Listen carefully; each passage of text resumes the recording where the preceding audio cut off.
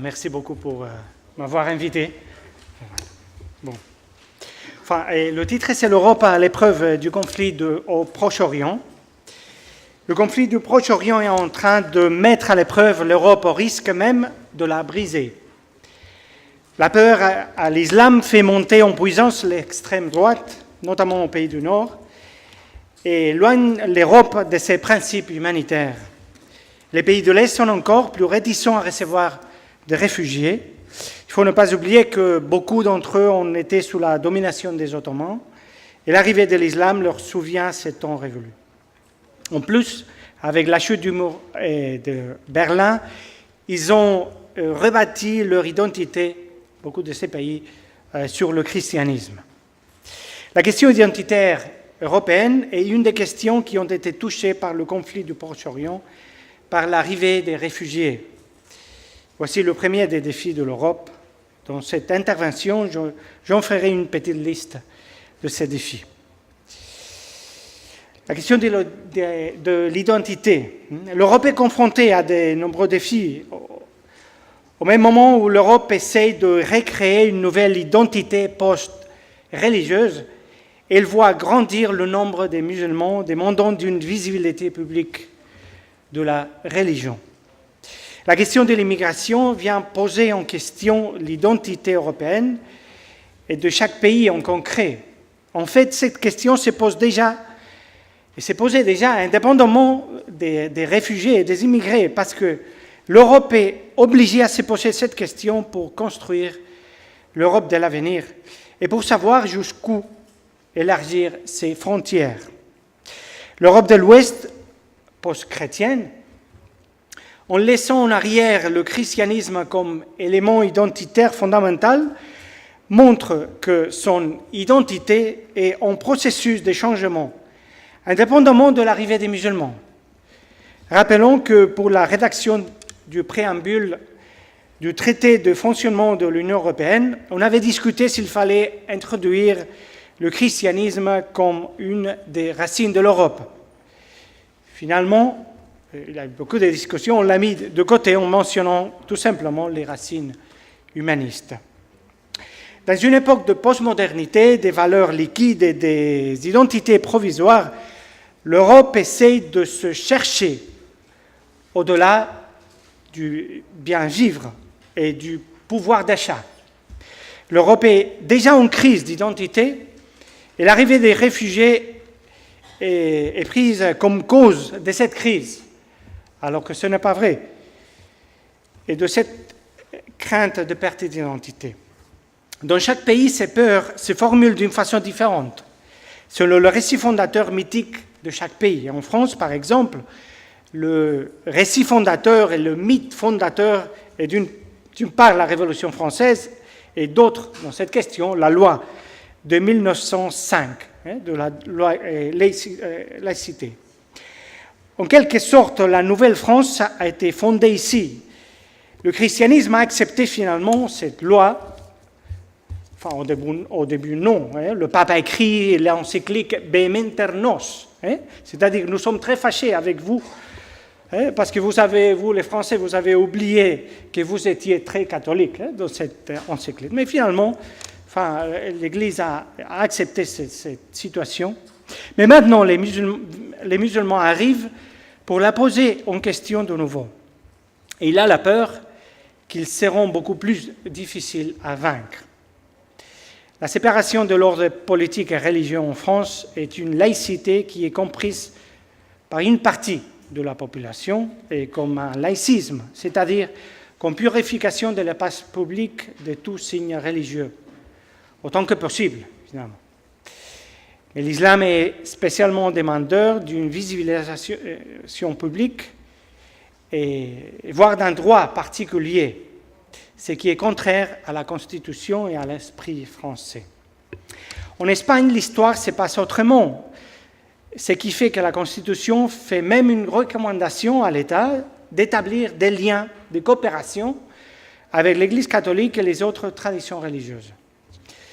Ceci permet à l'État d'aider financièrement les religions. Mais nous avons en Espagne un autre problème. En Espagne, le mythe fondateur est la Reconquista, Et donc les peurs se posent en termes de territoire, et pas normalement en termes de laïcité. Celui-ci commençait à être oublié. La Reconquista oubliée surtout par la gauche pour laisser en arrière le passé catholique. Mais l'arrivée de l'islam fait formuler les peurs avec le langage de la conquista et reconquista. L'islam vient récupérer du territoire, ça c'est la peur. Et parfois les musulmans, ils font le jeu parce qu'ils ont aussi un mythe de l'Andalouse comme un paradis perdu qu'il faudrait retrouver. Certains chrétiens donc ont la peur de l'islamisation de l'Espagne, alors que beaucoup plus qu'une islamisation. Et ce qu'il y a, c'est une déchristianisation et une sécularisation du pays. Et les immigrés apparaissent comme des coupables, alors que le problème se trouve ailleurs. Moi, parfois, quand il y a des gens qui projettent vers l'islam leur peur et disent « cette église sera une mosquée dans un temps », je leur dis « s'il arrive à être une mosquée, ce n'est pas à cause d'une islamisation, mais c'est parce que les chrétiens ne veulent plus y aller. » Enfin, de l'échec des modèles d'intégration. Plusieurs modèles d'intégration des musulmans qui existent selon les pays en Europe. Et on a une certaine impression que tous ont échoué, sur un certain point de vue. En tout cas, le modèle français, beaucoup plus assimilationniste, est très différent du modèle anglo-saxon, communautariste. En France, on interdit le voile à l'école, et cela ne peut pas se comprendre en Angleterre, par exemple, ou aux États-Unis. Même le niqab ne pose pas trop de problèmes aux pays anglo-saxons, pas trop. Ici, l'interdiction du burkini, le maillot de bain islamique, pour les femmes, n'a aucun sens, en fait, et donne l'image d'une police religieuse laïciste, comme on la trouve en Iran ou en Arabie, qui cherche à déshabiller, alors que là, elle cherche à habiller les femmes. Avec un autre nom, sans le mot burqa et de burkini, cette polémique ne serait pas produite, car le visage n'est pas caché. L'interdiction est une façon de dire en criant, avec les pires moyens, que la société française rejette la façon de concevoir le rapport du religieux au politique, de l'islam classique, ou bien, en tout cas, d'un certain islam. Après des décennies, donc, peut-on assurer qu'un modèle d'intégration a réussi plus que l'autre? Ça, c'est une vraie question. Cela a fait, à mon avis, qu'il y a eu une réaction de croisement de l'extrême droite, projetant les problèmes vers l'islam en disant « c'est l'islam ou les immigrés qui ont ou sont un problème, sont eux ».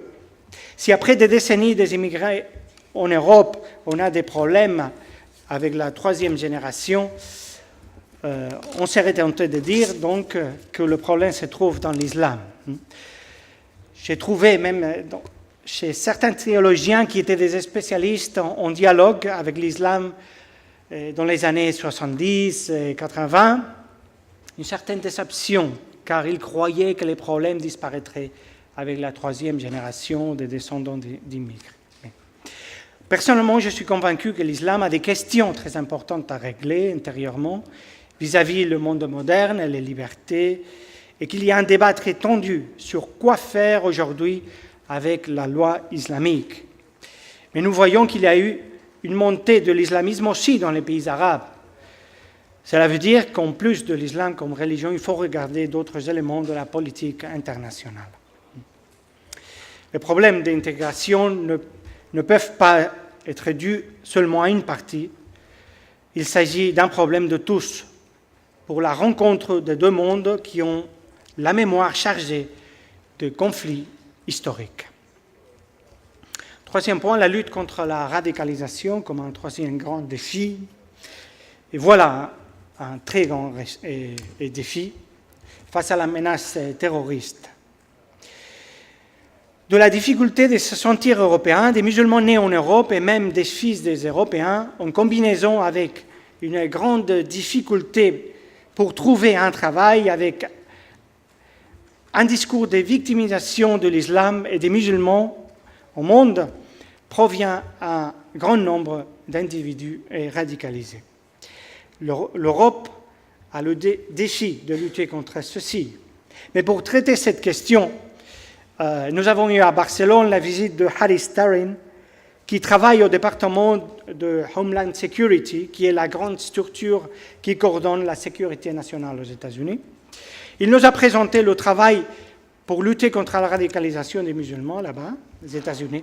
J'ai retenu 3 points. Le premier, c'est qu'il a dit qu'aux États-Unis, il a dit « Nous n'utilisons pas le mot radicalisation, mais extrémisme violent ». Parce que, d'après lui, il disait « On a le droit d'être radical, mais non pas d'être violent. On peut consacrer la vie radicalement à une chose, mais non pas être violent. » On voit bien ici que la culture américaine est différente. En Europe, on parle normalement de radicalisation tout court parce qu'il y a une idée postmoderne selon laquelle être trop convaincu d'une chose et suivre trop radicalement une chose ou un mode de vie finit par diminuer la tolérance.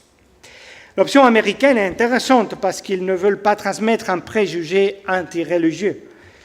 Mais dans le cas de l'islam, le salafisme qui sévit en Europe se déclare contre le terrorisme, mais il exerce une certaine violence de contrôle religieux des musulmans et craignent extrême droite par opposition à cause de leur vie complètement à l'écart des autres citoyens.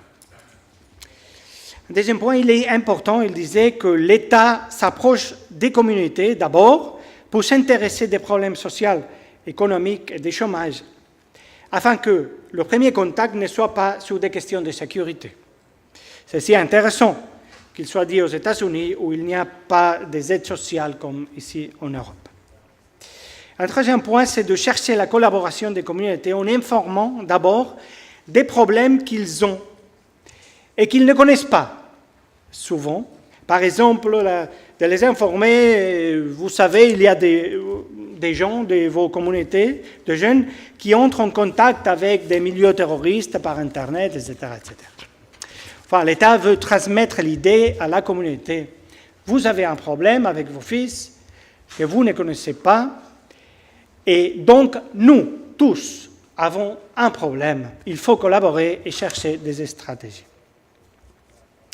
Mais pour lutter contre la radicalité, il faut se demander s'il y a une radicalisation de l'islam ou une islamisation de la radicalité, comme on a vu tout à l'heure la question. Bon, le fait de voir de la violence extrême chez l'organisation, c'est bien de dire organisation de l'État islamique, et la surprise de voir des familles entières avec des enfants et même des femmes seules qui décident de quitter l'Europe ou la Syrie nous oblige à réfléchir à ces causes afin de réussir dans les solutions. Même les communautés musulmanes sont souvent stupéfaites et ils te disent sincèrement « je ne peux pas comprendre cette barbarie ». Ici en France, on a vu, il y a un grand débat pour savoir si le phénomène s'agit d'un islam extrémiste qui fait le pas vers la violence ou bien si l'islam est une excuse idéologique, une couverture pour cette nouvelle forme de violence contemporaine. C'est-à-dire, s'agit-il d'une radicalisation de l'islam ou bien d'une islamisation de la radicalité? Gilles Kepel est l'un de ceux qui apparaissent soutenant la première option, Olivier Roy la seconde parmi d'autres. On a vu le professeur George Korn, on l'a écouté de façon très brillante, dans cette deuxième option. Enfin, les conséquences de ces choix sont extrêmement importantes parce que le premier signifie qu'il faut un contrôle policier énorme des mosquées salafis, il faut une formation européenne des imams qui prêchent en Europe, même si l'accès à Internet et aux prédicateurs du Golfe relativise cette mesure. Et surtout donc, il faut que l'islam lui-même lutte idéologiquement contre le radicalisme. Si la cause principale est la seconde, il faut diminuer les causes sociales du phénomène, réfléchir sérieusement sur l'actuelle crise d'identité de l'Occident et surtout changer radicalement la politique étrangère des pays occidentaux. Voilà donc deux théories qui changent complètement l'endroit où il faut centrer les efforts principalement. Les deux hypothèses, à mon avis, sont vraies, parce que les causes sont multiples. Moi, personnellement, en tant que théologien et islamologue, je suis particulièrement le discours religieux des salafis et des djihadistes. Si la théologie, c'est pour ça que je pense que les deux sont vrais, et aussi la question de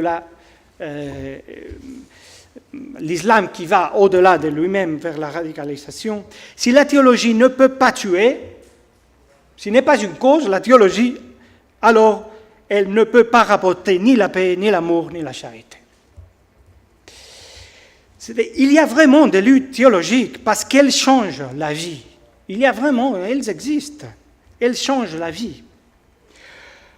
En tant que théologien, on ne peut pas accepter que ça soit seulement une question politique ou économique ou géostratégique, parce que cela voudrait dire que la théologie n'a aucune conséquence pour la vie et qu'elle n'est qu'une discussion abstraite sur la nature de Dieu qui n'engage pas, comme si on discutait autour d'un Dieu qui était un ovni, un objet volant non identifié.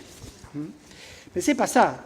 Il y a même un sens de discuter si la messe, il faut la faire en ronde ou bien... Enfin, ça change aussi la vie. Là, elle a un sens théologique même en cela. Si l'on assiste au discours de la fin du monde épique de l'État islamique, de l'organisation de l'État islamique avec la restauration du califat, l'utilisation constante de l'exaltation des martyrs et des efforts pour justifier religieusement chaque attaque, il est clair que nous sommes confrontés aussi à une réelle radicalisation de l'islam. En fait, ce faux islam, ça il faut le dire, semble un mouvement millénariste qui annonce la bataille finale, l'Armageddon, la lutte entre les forces du bien, eux, bien sûr, et du mal, tous les autres, qui vont se rassembler dans la région de Dabiq, au nord-ouest de la Syrie. L'organisation de l'État islamique n'est pas la seule à dire que nous sommes face à la fin des temps et qui cherche des signes de l'heure dernière dans la compétition pour bâtir des gratte-ciel qui ont un des signes de l'heure. Il y a certains groupes soufis, comme les Naqshbandis, par exemple, que le prêchent souvent. C'est fait qu'on est prêt à la fin. Pacifiquement, bien sûr. C'est complètement différent. Mais cette idéologie, ça existe. Cependant, ces derniers jours, l'État islamique parle moins de la fin du monde, de la bataille finale à vaincre, mais de l'épreuve que Dieu envoie aux bons musulmans pour qu'ils soient endurants dans la souffrance et le martyre. Nous savons qu'Al-Qaïda avait averti à l'État islamique d'essayer de créer un État, et contre-essayer de créer un État, et de le battre sur une eschatologie, car tous les pays du monde finiraient pour s'unir et le détruire. C'est vrai que certains journalistes qui ont été proches de nombreux combattants avertissent que leur islam n'est rien de plus qu'un vernis superficiel. Cela ne peut pas être autrement si l'on considère que le vieil appareil militaire et de la sécurité de Saddam Hussein, d'une base plutôt laïque, écarté du pouvoir par l'invasion de l'Irak, se trouve rejeté et au chômage, ça c'est très important, et alors il s'est intégré dans l'État islamique pour reconstruire leur État perdu. Mais sûrement, plus qu'une islamisation superficielle, nous sommes confrontés à une union d'intérêts militaires et politiques d'un côté, avec une idéologie salafiste radicale. Les leaders se sont trouvés ensemble dans les prisons américaines de l'Irak. Après tout, les soldats de Saddam Hussein avaient déjà commis des atrocités contre les Kurdes. Il fallait maintenant le faire avec un format religieux. Par la suite, avec une propagande tellement agressive et tellement centrée sur la justification de la violence, les milliers de soldats venus de l'étranger, à l'appel du calife, s'y sont complètement convaincus. En fait, la famille d'un des terroristes à Paris était allée visiter un imam réformiste à Bruxelles, Hossein Ben Abdelrahman, et lui a demandé si son fils était un martyr. Il a répondu, il était un criminel, tout court. Mais la question de la famille ne signifie-t-elle pas que la radicalisation de l'islam la vivaient déjà leurs parents? Et quand nous voyons qu'il y a beaucoup de frères qui se sont radicalisés, il faut penser que cette barbarie n'est pas seulement une question de maladie psychologique, il faut penser à une maladie sociale et une maladie religieuse. La condamnation du terrorisme par le grand mufti d'Arabie saoudite, sa participation dans le message d'Hammam de 2005, à côté de la Jordanie et de l'Égypte, pourrait démentir la thèse de la radicalisation de l'islam. C'est vrai, il pourrait faire penser qu'il y a un saut d'une nature complètement différente. Bon, dans ce sens, se sont exprimés un groupe de mosquées salafis du Pays basque dans un entretien avec la police locale. Ils disaient qu'ils étaient contre le terrorisme et qu'ils sont un salafisme quiétiste, sans aucun but politique, et que les vrais dangereux sont les frères musulmans, disaient les salafistes du Pays basque, qui sont les salafis politiques.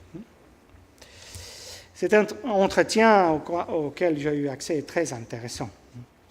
Cependant, quand on lit la jurisprudence de Mohammed ibn Ibrahim al-Tuwajiri de Riyad, actuelle, vendue dans les milieux salafistes espagnols et du monde entier, nous ne pouvons pas éviter de penser que le salafisme engendre la violence, même s'il dit de la condamner. Ce livre de fiqh, de jurisprudence, non seulement affirme que tout adultère, homme ou femme vivant dans un État islamique qui professe ou non l'islam, il doit être lapidé à mort. Et pour les homosexuels, il dit les juges, par son bon jugement, pourra opter soit pour la décapitation, soit pour la lapidation.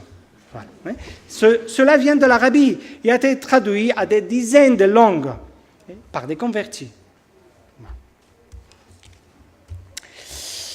Et pourtant, c'est vrai qu'un certain nombre de gens qui sont allés en Syrie pour combattre et n'ont pas traversé les mosquées salafis. Un des Catalans radicalisés s'est converti à l'islam juste un mois avant. Et il a commencé déjà à organiser une cellule. De nombreux cas de la France sont passés par la prison et ont connu la criminalité, l'alcool et la drogue. Ce sont les cas qui donnent la raison à la thèse de l'islamisation de la radicalité. Ce sont des gens qui ont besoin d'une idéologie totalitaire qui leur donne une unité de vie et qui leur rendent leur dignité perdue par les drogues et qui leur fassent canaliser la haine et qu'ils ont contre eux-mêmes vers la société. L'idéologie radicale réussit à leur dire « si tu as échoué, ce n'est pas ta faute, c'est la société occidentale. Il faut lutter contre elle. » Et quelqu'un qui n'est rien, avec un Kalachnikov, il se sent comme un dieu. Ce sont ces cas qui s'expliquent par l'idée de l'islamisation de la radicalité. Mais